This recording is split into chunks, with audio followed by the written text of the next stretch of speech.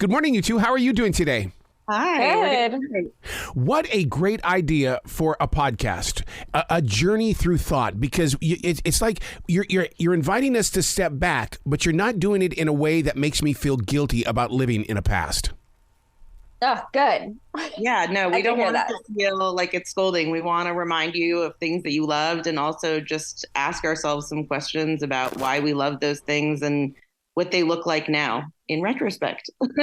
What's really interesting about this is the fact that, it's a time period that even radio has forgotten. I mean, sure, we get some of those songs, but they're deeper cuts, and there are deeper TV shows that we aren't getting. And you're kind of like sparking that little thing going, hey, you know what? Let me go see if I can find some of that on YouTube.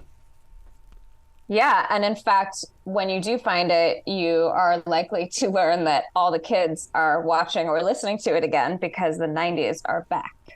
So then you guys must really like this digital age of these antennas that you can put on the back of your TV where you're guaranteed 54 plus TV channels, because I'm addicted to watching those old shows. Yeah, I don't know that I watch that many old shows on TV, but I think streaming has really made it so that, even if you weren't alive when Gilmore Girls was popular, you can watch it now. And if you didn't watch Dawson's Creek, which is an episode that we do about a relationship on that show, you can binge it, So I think that a lot of this stuff is so accessible now that we're all watching and it feels current even when it's not. Man, it's so funny that you bring up the Gilmore Girls, because I was with one of the actors yesterday, and he talked about, hey, I'm so glad that you brought up the CW because the younger generation is watching everything on their smartphones, and you just proved him true. I mean, it's like, Yes. it's like, oh my God. I mean, everything that he spoke about yesterday, because he's hoping that his new show is going to be exactly what Gilmore Girls did.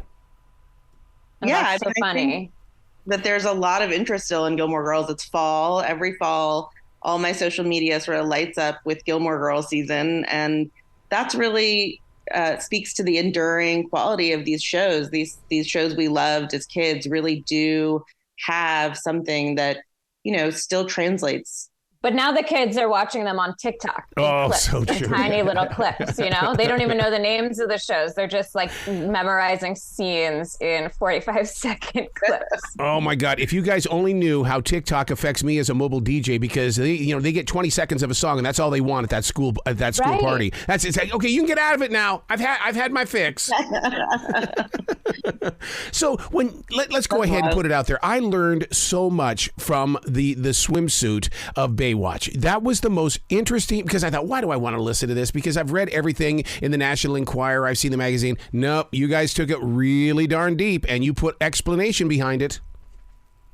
I'm so glad you say that. I mean, that's one of the things we love about doing this. We're both journalists. We get really into going deep down rabbit holes and finding obscure facts about things that you may not have read in the National Enquirer. So when it comes to the cherry red swimsuit worn by Pamela Anderson and many others on Baywatch, we learned all sorts of surprising and hilarious facts, such as, did you know that sexy swimsuit was actually based on a real lifeguard suit, and it was meant to be really athletic so that they could rescue people in the surf? That was news to me based on how it looked. And the thing is that you go even deeper into the show, because I was a fan of Baywatch. I didn't realize that she appeared on the 3rd season and how serious the show was. See, that's the journalism I like, is that you guys do the homework, we get to listen. Thank you very much for making it so easy. Our pleasure. That one's all Jess. So I have to give her the credit for that. She really was the one who went deep on Baywatch. And I didn't realize it was the most popular show in the world. Like, I didn't realize it had been exported to every country in the world. And that's why Pamela Anderson really does feel like an American icon. I think so much of the world, when they think of the classic California girl, pictures Pamela Anderson. Even though she's Canadian. Yeah, right. And you got to spend time with her. Oh my God. That had to have been a one-on-one experience that you're going to cherish forever. Yeah, I mean, she's really delightful. We had a really fun time. I went up to her home, which is in Canada. She's moved back to her hometown. We got snowed in. This was in the winter. So it was sort of the opposite of what you might imagine of Pamela Anderson, who you think of as on the beach. But it was lovely. And she has really fond memories of, that show and also that swimsuit, though she now has to keep hers in a safe because so many people want it. The podcast we're talking about is In Retrospect. And once again, I got to give you kudos in the way that you guys turn this into a conversation, because while I'm driving, I feel like that I'm sitting right there and you're in the backseat of my car or the front seat with me. And you give me just enough space where I can think. You're not rushing things into my head. We're so happy to hear that. I mean, I think what we really want is for people to feel like they're at lunch with us or at dinner and we're just having a conversation, and it's something we happen to know a little bit more about. So you're listening to us sort of banter about it, but we do want it to feel intimate and like it's a way for us to just kind of hang out with you for a bit. So I'm really happy to hear that that's how it felt for you. And it's about the 80s and 90s. And as a radio talent who has to be in touch with every culture on the planet, one of the things that I struggled with as a radio jock was the fact that, well, do I do androgyny? Is it time for me to put on the black makeup? And I didn't know what to do in a situation like that, because how could I be cool if I wasn't looking cool? I mean, look, I think that's something we all struggle with as we age. And lucky for us, I mean, at least lucky for Susie and I don't know how old you are, the era that we grew up on, the 80s and 90s, is now back. Everyone is into it. So literally the outfits that I wore, like going to my 8th grade dance or to my bat mitzvah, are now what people are wearing. Yep. So just, dig into your old closet. See, and that's every reason why I think that we, instead of just throwing things away, the history, we should actually preserve it in a way to where we can pass it forward. And because, I mean, just show you how old I am, I still have my platform shoes, my 4-inch platform shoes. That puts me back in the decade of the 70s. And every day I see them because they're all lined up. And it's like, oh my God, one day I need to put my old feet in those things.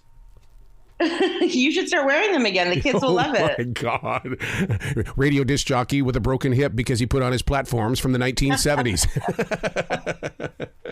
Oprah's Little Red Wagon. I mean, you know what? We've entered this age now where Oprah is, well, she's not on everybody, the tip of the tongue anymore. But yet you bring it up in a way going, oh, my God. Do you remember when Oprah was the big deal? Yeah, I mean, I think that Oprah is obviously still an extremely famous person, but, when she was coming into your living room every day at 4:00 growing up, that really did have a different kind of impact on the culture. We really felt like she set the conversation on a lot of topics. So it was really fun to go back and look at that era. It was an era I was definitely part of. I watched Oprah every afternoon when I'd come home from school, and I kept watching it into my 20s. Mm-hmm. And, I think for kids today, they may not realize just how big a deal she was. So we wanted to kind of remind people of the power that she had, and also the way in which she set conversation, right? She really led a lot of conversations that weren't common about mental health, about racism, about alcoholism. And in the case of this particular episode, she talked a lot about her own struggles and her vulnerability around her weight. And I think, for a lot of people, that was really relatable. And that's sort of what made her that show so special. See, and the thing is that I was watching daytime television when Phil Donahue was the big deal. And then when Oprah came on the scene, I remember as a broadcaster saying, oh, I think things are changing. And so I, as a jock, need to change my style as well, because Oprah's got a new way of sharing stories. Do you feel like you made yourself more vulnerable? Absolutely. I feel I put because once you start putting your real self out there, that's it. That means that people can come to you and now have an argument with you, agree with you, or basically, accept or not accept is what it was.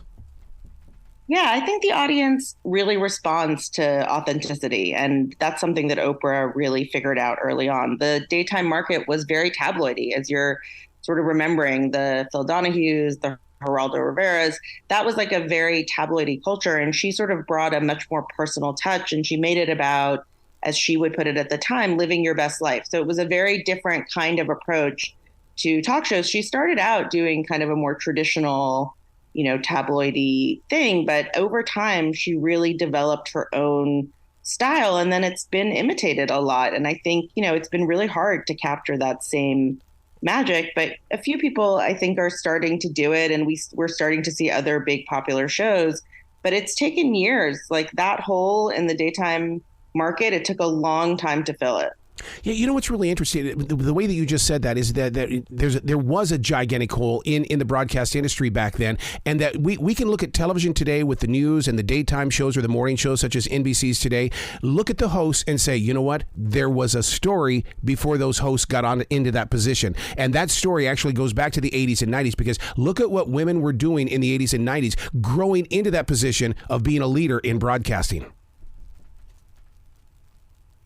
Yeah. I mean, I think, what we look at now as pretty common was pretty uncommon when we were growing up. Like when you look at what Barbara Walters was able to do, when you look at what a Diane Sawyer or a Katie Couric did, they really led the way for a generation of female journalists. We see, women leading evening news shows now. We see women leading Sunday morning talk shows. Yeah. That's something that we didn't really see growing up. And I think, as a culture, we do owe a debt to these women who really led the way.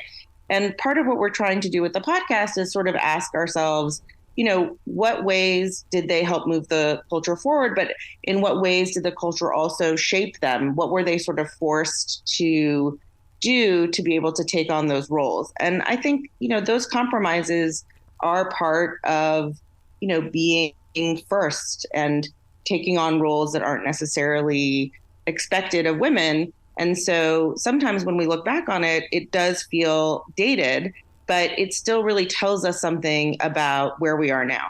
I got to be honest with you, you're going to think I'm a freak, but I believe that the big change in television news and broadcasting was because of Laura on General Hospital, because she had to prove her strength in front of that daytime audience every day. And Luke and Laura became such a big powerhouse, but Laura was always strong. And I swear that was one of the reasons why I loved watching it.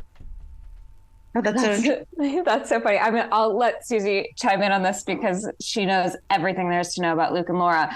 But I actually didn't watch it at General Hospital, and I didn't know about Luke and Laura. And so to learn that their wedding was watched by more people than the actual royal weddings, either of them, was just stunning to me. That's how big they were. Well, the song Baby Come to Me from Patty Austin, my God, I was on the radio when they finally gave it to us to play on the radio, because they were getting it on television and listeners wanted it. And I mean, that just proved how strong that was. Yeah, I mean, that show really led to a lot of chart-topping songs. There's a very famous song that was playing when Luke and Laura first, I guess, get together. Although what part of what we're looking at in this episode is that, in fact, that storyline was that Luke assaulted Laura. Yep. And it was a very explicit storyline on the show. Luke was supposed to be a very minor character. But, over time, the audience really responded to him and they decided to turn it into a seduction. And the song that was playing in the background became a #1 hit, the song Rise, and eventually was sampled by P. Diddy and Biggie in one of their songs. So it really does show you that this stuff sort of travels in ways you don't expect. At any time during your journalism careers, back in the early days and through the struggles and challenges with editors and program directors and things like that, did you ever think that the freedom of a podcast was just that far away? You said, we're going to get there. We're going to get there. And we're going to have a place where we can do journalism like this that affects people's everyday lives. Yeah, I mean, it's honestly kind of nice for me anyway, as a writer, to get to rest my wrists and talk to a friend. Like, this is a much more communal process. It feels like chatting with a friend while getting to do journalism. So that's a really fun aspect of it. And I think reaching communities that may not necessarily read the New York Times for me. And in that process of creating these shows, how does it come out into being? Because so many people tune into these shows that I do, because my goal is to teach better podcasting rather than judge, because I can't do that. I'm not a critic. But what I want to do is I want to showcase stars that and journalists that are building shows that make a purpose in the reason why we listen. Yeah, I mean, I think the experience of doing this has been so fun for us. And part of what we're trying to do is really help people become familiar with these topics, but not in a way that feels like we're lecturing you or scolding you. We just want you to feel like you're chilling with us and we're helping you kind of look back on things slightly critically, but not negatively. Right. These are things we loved, and we want other people to embrace that. Okay, so we say that we're not doing it critically. Axe body spray. Come on. I never fell in love with that. Did you wear it?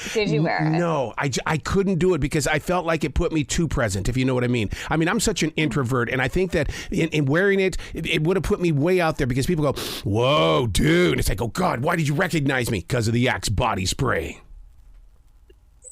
That's hilarious. Yeah, I mean, for us growing up in the 90s and early 2000s, that was like the scent of middle school, like you couldn't escape that scent. All the boys, soon to be men in middle and high school, were dousing themselves in Axe body spray. And so when we were focusing on some of these subjects in the show, we did an episode on Dawson's Creek. We're doing other ones.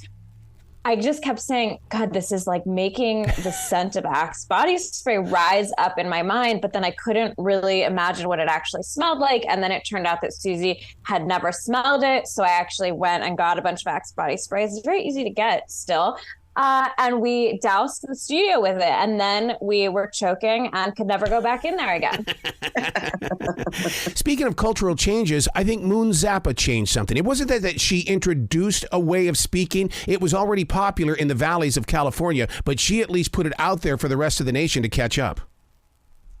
Yeah, I mean, I'm a California girl through and through. I think you can hear it on the podcast. So, that's kind of the interesting thing about this. Like, I was born in Iran, so you wouldn't think that I would sound so much like a California girl, but so many of us who sort of came to this country as kids learned about culture by watching these shows and watching these celebrities. So I think, part of the way I sound is because I grew up watching people and admiring them and then imitating them.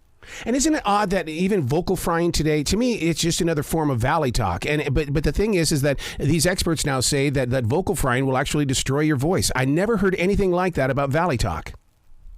Is that true? Yeah, I don't know if that, so I find this so interesting because yes, Valley Girl speak, of which I've been accused many times, and I'm not from the Valley. I grew up in Seattle in the grunge era, so kind of opposite of Valley Girl. But if you look at the comments on our podcast, often people will say we sound like Valley Girls, and I think this is really common for women. But actually, what the research shows is that, women tend to have higher pitches, and sometimes we can interpret it as being more Valley Girl than it may actually be. And so if the baseline, if what we hear as authoritative voice has traditionally been male, because those were the people in charge, you can understand how anything that challenges that or that sounds different can be sort of dismissed as Valley Girl speak. So I don't know. This is the thing that I've thought about for a lot of my career and thinking, well, do I change the way I talk or do I just embrace it? And this is how millions of women speak. So why not? You bring up a very good point because I'm a broadcast instructor. And one of the things that I do when I sit down with the female journalists and broadcasters is the fact that I say, bring it down an octave because I want you to talk like you're talking to your mom and dad. You don't go way up here with your mom and dad. Keep it down here so that you can have that conversation. And of course, guys are going, hey, baby, what are you doing? Yeah. Big rock. I'm going, no, get your voice out of the, it's girls go high, guys go low. That's so interesting because, actually, if you trace the history of this, and this is one of the things we love to do in this podcast, you'll find that the original tools created, the original recording tools and also microphones were actually created for male voices. So in fact, they don't capture female voices the same way. Like there's a raspiness. So it's one of those things where it's like, yeah, sure, you do want to be heard. You want to make sure that your voice is heard. But there is bias deeply embedded into the way that radio was created, where it literally didn't record women's voices the same way. We only have a couple of minutes here, and I wanted to talk about this. The Boy George changed everything. I mean, in so many ways, and continues to do so today. What was your personal experiences? I mean, I love Boy George, and I still do. I think that music is so evocative of that era, like the Boy George era, the George Michael era. That music really, when you hear it, it just takes you back to being a kid. And also just, I think a lot of the culture now, we sort of act like it's all new, right? Harry Styles wears a dress and we're like, oh my God, this is the first time that's ever happened. But when you look back at like a David Bowie or a Boy George, they played with these same sort of androgynous styles. And, that's really what we owe this current fashion moment to. It's important to remember kind of the roots of all this stuff. You know what's interesting about your podcast in retrospect is that I'm not racing to win a career right now. So therefore, when I listen to this, I get to enjoy the life that I missed because I was chasing a career. Oh, Yeah, that's so interesting. Yeah.